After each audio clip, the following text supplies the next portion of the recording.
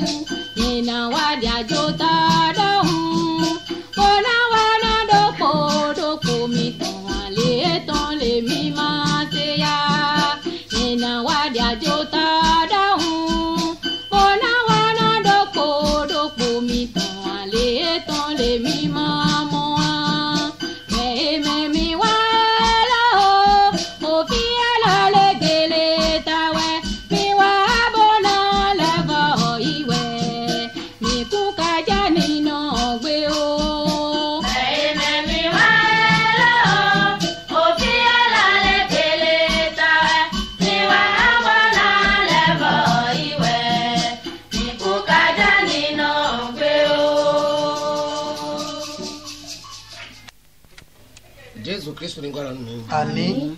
Nous bois mi tout le l'état avec la fille. Bon, mais le propos à bon fille. On a beau faire mieux d'imaginer avec la fille à n'ago. Allez pour comment repos avec la fille à n'ago.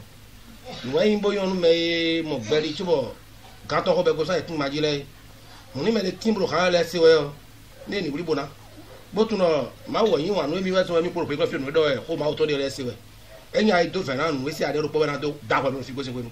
Jésus m'a carrément bon, autant il va d'attendre, amen. Il y a autant ici, on va l'attendre. Amen. De Jésus Christ. Amen.